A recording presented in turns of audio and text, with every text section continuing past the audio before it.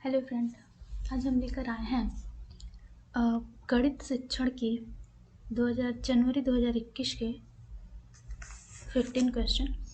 क्योंकि जो मैथमेटिक्स के और क्वेश्चन है उसमें वक्त लगेगा, तो उसकी एक अलग से वीडियो हम बनाएंगे। पहले हम पेडागोजी के क्वेश्चन पढ़ लेंगे, फिर और क्वेश्चन पढ़ेंगे। तो आइए देखते हैं क्वेश्चन नंबर 44। क्वेश्चन नंबर 44 कह रहा है, गणित के शिक्षण पर निम्नलिखित में से किसका प्रभाव होने की संभावना न्यूनतम है। मतलब कि जो मैथमेटिक्स लर्निंग टीचिंग है उसमें किसका प्रभाव निम्न होगा, सबसे कम होगा। तो फर्स्ट ऑप्शन दिया है प्रतिपुष्टि की गुणवत्ता में वृद्धि, इन्हांस्ड क्वालिटी ऑफ फीडबैक। तो अगर फीडबैक दी जाएगी तो उसका प्रभाव क्या होगा, अधिकतम होगा। फिर कह रहा है मूल्यांकन के परिणामों के प्रयोग से शिक्षण में परिवर्तन। जो मूल्यांकन है तो उसका परिणाम जो आ रहा है उस पर टीचर क्या कर रहा है कि अपना जो शिक्षण है उसमें चेंजिंग ला रहा है। फिर थर्ड है मूल्यांकन के कारण छात्रों के आत्मविश्वास पर पढ़ने के तरीकों की जानकारी होना। मतलब जो उनके आत्मविश्वास पे तरीके सॉरी जो मूल्यांकन आ रहा है, रिजल्ट आ रहा है, उसका जो प्रभाव पड़ रहा है उनके कॉन्फिडेंस पे, तो इसकी जानकारी टीचर को होगी तो वो अपने हिसाब से फिर टीचिंग मेथड्स को चेंज करेगा और बच्चों को पढ़ाएगा। तो ये भी अधिकतम ही होगा। फिर कह रहा है छात्रों के गलत उत्तरों के पूरे हल देना। तो छात्रों के गलत उत्तरों को पूरे हल देना क्या है, प्रभाव का कोई मतलब नहीं है। ठीक है, अब हम देखेंगे नेक्स्ट क्वेश्चन। नेक्स्ट क्वेश्चन हमारा कह रहा है क्वेश्चन नंबर 45। क्वेश्चन नंबर 45 कह रहा है, अब हम बात करते हैं क्वेश्चन नंबर 45 की। क्वेश्चन नंबर 45 कह रहा है, रोहित ने अनुभव किया कि वर्ग एक समचतुर्भुज और एक आयत दोनों ही है। जो वर्ग है वह समचतुर्भुज भी है और आयत भी है। वह वैन हील के मानस चिंतन के किस चरण में है। मैन हील जो थे वो ज्योमेट्रिक थिंकिंग भी कहा जाता है इस थियरी को। तो कह रहा है कि वैन हील के मानस चिंतन के किस चरण में है। तो वैन हील के मानस चिंतन के लिए 5 स्टेजेस दी गई थी। 0 स्टेज था जिसको विजुअलाइजेशन कहा जाता था, जिसमें बच्चा फिगर से किसी चीज़ को डिडक्ट कर रहा था। सेकेंड था जो फर्स्ट स्टेज था उसको एनालिसिस, जो फिगर की क्वालिटी, जैसे कि क्या था फर्स्ट में 0 में बच्चा क्या करता है, कहता है कि ये ट्रायंगल है। लेकिन जो फर्स्ट स्टेज उसमें क्या कहता है कि इसमें 3 भुजाएं हैं, 3 आर्म्स है, इसलिए ये ट्रायंगल है। जो थर्ड है इसमें क्या होता है कि सेकेंड स्टेज जो है उसमें क्या आता है कि संबंध बताता है। जैसे कि इसको हम बात करें कि वर्ग और समचतुर्भुज की, तो रोहित ने देखा कि जो वर्ग है वह समचतुर्भुज है और क्या है, आयत भी है। तो उसने देखा, संबंध स्थापित किया ना इसमें और इसमें, देखा कि इसमें भी 4 भुजाएं हैं, इसमें भी 4 भुजाएं हैं, इसमें भी आमने सामने की भुजा बराबर है, इसमें भी आमने सामने की भुजा बराबर है। तो उसने कहा कि दोनों संबंध बताया। तो जो सेकंड स्टेज होता है उसमें क्या होता है कि फिगर्स, फर्स्ट 0 स्टेज में हम फिगर देखते हैं कि ये ट्रायंगल है।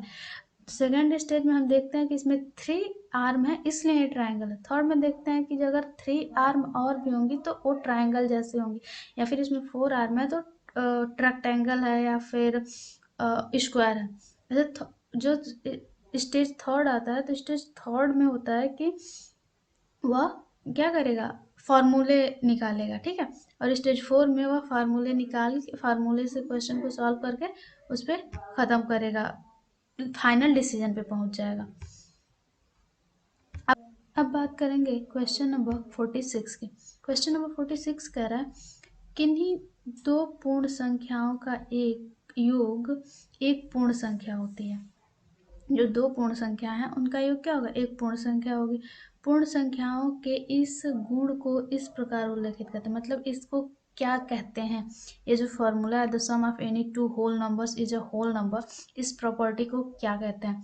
तो इस प्रॉपर्टी को क्या कहते हैं, क्लोजर प्रॉपर्टी, ठीक है। इस प्रॉपर्टी को कहते हैं क्लोजर प्रॉपर्टी। अब आते हैं क्वेश्चन नंबर 47। क्वेश्चन नंबर 47 हमारा कह रहा है कि गणित के शिक्षण अधिगम के विषय में निम्नलिखित में से कौन सा कथन सत्य नहीं है। मतलब कि जो मैथमेटिक्स टीचिंग लर्निंग है, इसमें कौन सा, इसमें से ऑप्शन में से कौन सा सही नहीं है। तो हम देखेंगे, फर्स्ट ऑप्शन कह रहा है गणित अधिगम एक सामाजिक प्रक्रिया है जिसमें संवाद सम्मिलित है। जो गणित अधिगम है यह एक सामाजिक प्रक्रिया है, इसमें संवाद सम्मिलित है। तो संवाद सम्मिलित तो रहता ही है, तो ये तो सही हो जाएगा। लेकिन हमको क्या करना है, गलत निकालना है। फिर कह रहा है सेकेंड, गणित ज्ञान की रचना में संस्कृति और संदर्भों की कोई भूमिका नहीं होती। तो क्या गणित में संस्कृति और संदर्भों की भूमिका नहीं होती? हम क्या कहते हैं कि किसी चीज़ अपने संस्कृति से सारी चीज़ों से जोड़ के बताते हैं, तो ये गलत हो जाएगा। और हमें डिडक्ट क्या करना है, गलत ऑप्शन ही। तो ये वाला ऑप्शन हमारा क्या हो जाएगा, सही हो जाएगा। अब हम बात करते हैं नेक्स्ट क्वेश्चन की, क्वेश्चन नंबर 48 की। तो क्वेश्चन नंबर 48 हमारा कह रहा है, एक प्राथमिक स्तर पर संख्याओं को पढ़ाए जाने के लिए निम्नलिखित में से कौन सा कथन सत्य है। यहाँ पे हमें सही कथन बताना है। तो ऑप्शन नंबर फर्स्ट कह रहा है, संख्याओं को अंतर्दर्शी समझ को प्रोत्साहित किया जाना चाहिए। सेकंड कह रहा है, संख्याओं का लिखना अनुक्रम में पढ़ाना चाहिए। गणना से पहले संख्याओं को संख्यांक के रूप में लिखना चाहिए। ऑप्शन नंबर डी कह रहा है, संख्याओं में अनुक्रम असंगति को प्रोत्साहित करना चाहिए। तो हम यहाँ पे देखेंगे कि अच्छा, ऑप्शन यहाँ दिए हुए हैं, कह रहा है संख्याओं के अंतर्दर्शी समझ को प्रोत्साहित किया जाना चाहिए। तो संख्या पढ़ाने के लिए तो अंतर्दर्शी समझ को, तो अंडरस्टैंडिंग हम बताएंगे ना कि यहाँ से यहाँ कैसे होता है, तो ये तो सही हो सकता है हमारा। नेक्स्ट देखते हैं, कह रहा है संख्याओं को लिखना अनुक्रम में पढ़ाना चाहिए। नहीं, गणना से पहले संख्याओं को संख्यांक के रूप में लिखना चाहिए। नहीं, संख्या पढ़ा रहा है ना, तो फिर एक गणना संख्यांक के रूप में लिखने का क्या मतलब है। संख्याओं में अनुक्रम असंगति को प्रोत्साहित करना चाहिए। तो अगर हम इधर उधर, मतलब असंगति मतलब कि ऑर्डर को इधर उधर कर दें, तो बच्चे को ज़्यादा समझ में आएगा। हाँ, तो हमारा ए और डी सही हो जाएगा। तो ए और डी कहाँ, इसमें ऑप्शन नंबर थर्ड हमारा क्या हो जाएगा, सही हो जाएगा। अब हम बात करेंगे क्वेश्चन नंबर 49 की। 49 नंबर क्वेश्चन कह रहा है कि प्राथमिक स्तर पर गणित पढ़ाने के लिए निम्नलिखित में से कौन सा पहलू अत्यंत महत्वपूर्ण है। प्राथमिक स्तर पर जो गणित पढ़ाया जाता है उसमें कौन सा सबसे इम्पोर्टेंट है। तो कह रहा है गणित के बच्चों के जीवन के अनुभवों का भाग बनाना। जो गणित के बच्चे हैं उनके जीवन से जोड़ देना। सेकंड कह रहा है परिकलन में परिशुद्धता विकसित करना। कैलकुलेशन, प्राइमरी के बच्चे हैं तो कैलकुलेशन का कोई जितना ज़्यादा जोर रहेगा नहीं। उच्चतर पढ़ाई और रोजगार के लिए तैयार करना। प्राइमरी में कौन सा आप रोजगार के लिए उसको पढ़ा दोगे। प्रौद्योगिकी के लिए प्रोत्साहन। हाँ, तो हमारा ऑप्शन नंबर फर्स्ट ज़्यादा रिलीवेंट दिख रहा है, तो हम इसको सही करेंगे। गणित के बच्चों को जीवन के अनुभव बताएं। जैसे हम क्या पढ़ाते हैं कि आपके मम्मी ने 2 रुपए दिए तो आपने इतनी टॉफ़ी खरीदी, तो वही मम्मी 1 रुपए देती तो कितनी टॉफ़ी खरीद लेते। या फिर ऐसे कहते हैं कि आपके पास 4 टॉफ़ीज थी और आपके बड़े भाई ने या छोटे भाई ने आपको 2 टॉफ़ीज और दे दी तो कितना हो गया। तो क्या करता है बच्चा, ऐसे गिन के बताता है 4 थी, 2 और दे दी तो 6 हो गया। तो ऐसे, तो हम क्या करते हैं इसके जीवन से, अनुभव से हम क्या करते हैं जोड़ के बताते हैं, तो बच्चे को ज़्यादा समझ में आएगा। अब नेक्स्ट क्वेश्चन है 49 तो हो गया, 50। क्वेश्चन नंबर 50 कह रहा है निम्नलिखित क्रियाकलापों में से किससे विद्यार्थियों में त्रिविम विवेचन मतलब कि 3D, ठीक है, त्रिविम विवेचन विकसित होने की सर्वाधिक संभावना है। मतलब किससे त्रिविम विवेचना आएगी। पहला कह रहा है ऑप्शन नंबर फर्स्ट, एक संख्या चार्ट में नमूने को पहचानना। ऑप्शन नंबर सेकंड कह रहा है सुडोकू पहेली को हल करना। प्राइमरी के बच्चे हैं। चौपड़ आकृतियों को पहचानना, आंकड़ों को निरूपित करने के लिए दंड आलेख खींचना। कह रहा त्रिविम विवेचन ना, तो ये हो जाएगा आइडेंटिफाइड टैसलिंग फिगर्स। ठीक है, मतलब कि बच्चा जो आकृतियों को पहचानेगा तो उससे उसको त्रिविम विवेचन पता चलेगा। क्वेश्चन नंबर 51, बच्चों को भिन्न की संकल्पना पढ़ाने के लिए निम्नलिखित में से क्या अत्यंत उपयुक्त है। बच्चों को भिन्न पढ़ाना है, मतलब कि फ्रैक्शन पढ़ाना है, तो फ्रैक्शन पढ़ाने के लिए हमें सबसे पहले चाहिए गिनतारा नहीं, जियो बोर्ड नहीं, संख्या चार्ट नहीं, किजनियर छड़े।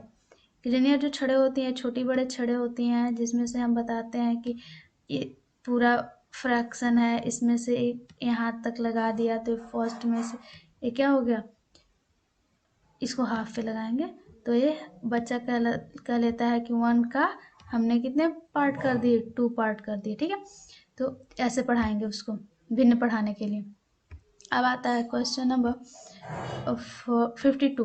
क्वेश्चन नंबर 52 कह रहा है गणित की प्रकृति के विषय में निम्नलिखित में से कौन सा सही नहीं है। अब देखिए यहाँ पे ध्यान देना है, कौन सा सही है पूछ रहा था, अभी आ गया कौन सा सही नहीं है, तो हम यहाँ पे पढ़ेंगे ऑप्शन ध्यान में रखते हुए कि हमें नहीं का निकालना है। ठीक है, तो फर्स्ट ऑप्शन है गणित ज्ञान की संरचना में तर्क कौशल महत्वपूर्ण है, तो तर्क कौशल तो महत्वपूर्ण है ही, तो ये तो सही हो जाएगा। हमको गलत निकालना है, गणितीय संकल्पनाओं की प्रकृति श्रेणीबद्ध है, तो श्रेणीबद्ध तो है ही, हमको गलत निकालना है। प्राथमिक स्तर पर गणित प्रत्यक्ष है और कल्पना की आवश्यकता नहीं है। क्या मतलब प्राइमरी पे कल्पना की आवश्यकता नहीं है, तो कल्पना की आवश्यकता एक है, लेकिन ये कह रहा नहीं है, तो यार हमारा ऑप्शन सही हो जाएगा। अभी हमने क्या बताया कि हमने कहा कि बच्चे से कहना है कि आपके पास 4 टॉफीज थी और आपके बड़े भाई या छोटे भाई ने आपको 2 टॉफीज और दे दी, तो आपके पास कितनी टॉफीज होती है। हम क्या करा रहे हैं, उसे इमेजिनेशन ही तो करवा रहा है, तो इमेजिनेशन से ज़्यादा अच्छे से हम पढ़ा सकते हैं, बट यहाँ कह रहा है कल्पना नहीं है, तो जब नहीं है तो ये हमारा ऑप्शन सही हो जाएगा। फिर क्वेश्चन नंबर 53 देखते हैं। क्वेश्चन नंबर 53 कह रहा है कि निम्नलिखित कथनों में से किसमें संख्या 3 का प्रयोग क्रम सूचक भाव में हुआ है, मतलब कि हमें सीरीज बतानी है, तो किसमें सीरीज के भाव में हुआ है। तो क्वेश्चन नंबर 53 का ऑप्शन देखेंगे, कह रहा है मैं इस इमारत की तीसरी मंजिल पे रहता हूँ। इमारत के किस मंजिल पे रहता हूँ, तीसरी मंजिल पे, तो ये सीरीज बता रहा ना, पहले फर्स्ट मंजिल होगी, फिर सेकंड मंजिल होगी, फिर थर्ड होगी। देखते हैं और ऑप्शन देख लें, इस घर में 3 कमरे हैं, तो 3 कमरे तो कोई भी हो सकता है, प्रत्येक समूह में 3 टीम सदस्य हैं, ये भी कुछ इधर उधर हो सकता है, तो हमारा ऑप्शन इसमें पेंसिल नहीं, हमारा यही सही हो जाएगा। इसी में सीरीज दे रहा है कि फर्स्ट मंजिल नहीं, दूसरी मंजिल नहीं, तीसरी मंजिल। अब आता है क्वेश्चन नंबर 54। क्वेश्चन नंबर 54 कह रहा है कि शुद्ध को पहचानिए, शुद्ध को पहचानिए। ऑप्शन नंबर फर्स्ट कह रहा है यदि 2 आकृतियों का क्षेत्रफल समान हो तो उनका परिमाप समान होगा, मतलब अगर उनका क्षेत्रफल एरिया समान है तो उनका परिमाप क्या होगा, समान होगा।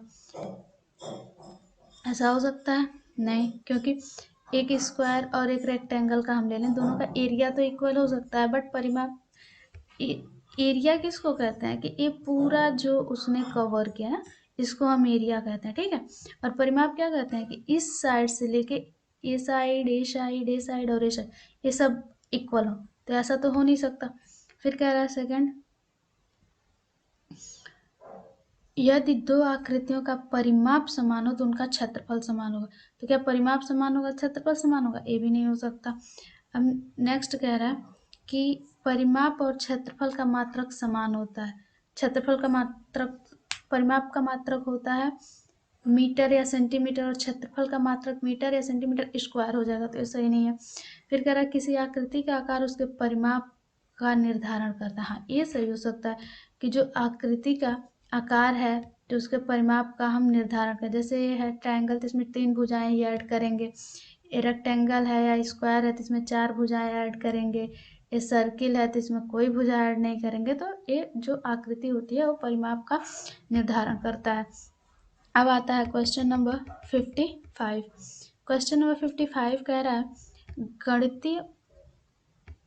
गणितीय पाठ्यक्रम में शुद्ध कथन गणितीय पाठ्यक्रम के संबंध में शुद्ध कथन पहचानिए।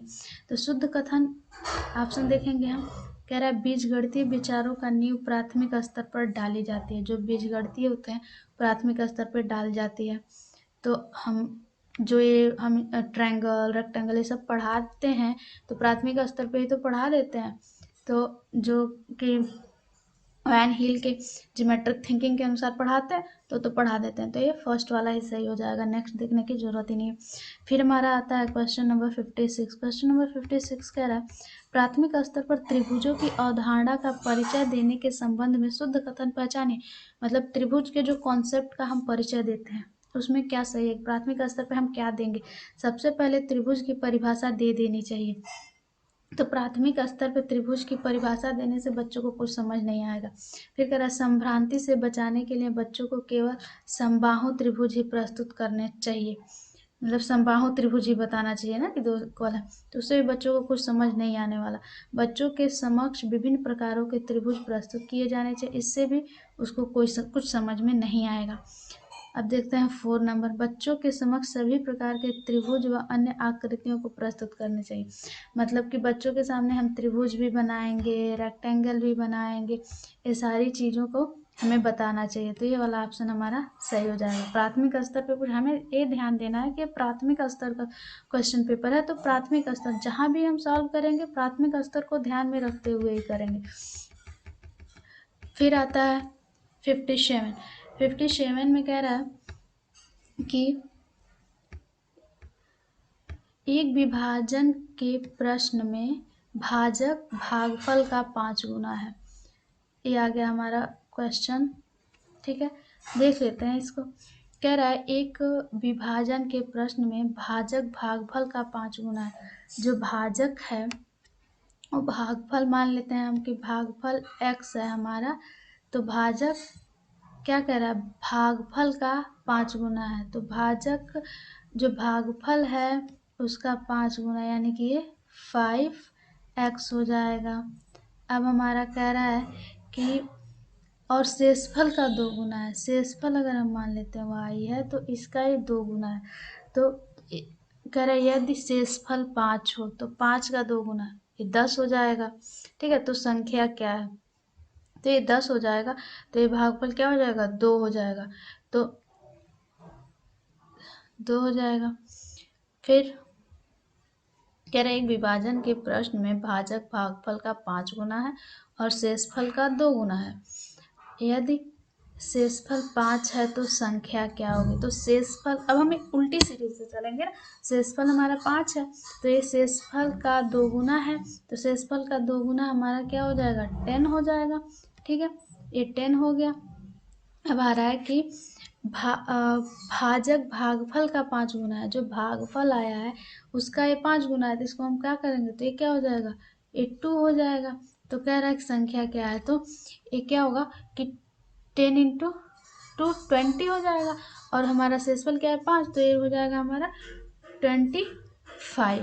ठीक है, मतलब हम एक बार और देख लेते हैं इसको। देखें, कह रहा है कि शेषफल 5 है तो शेषफल का 2 गुना जो हमारा है भाजक, तो ये 10 हो जाएगा। हमारा भाजक क्या हो जाएगा, 10, जो कि हमारा इधर रहता है ना, ऐसे ही तो रहता है, और यहाँ पे शेषफल जो बचता है तो ये 10 हो जाएगा।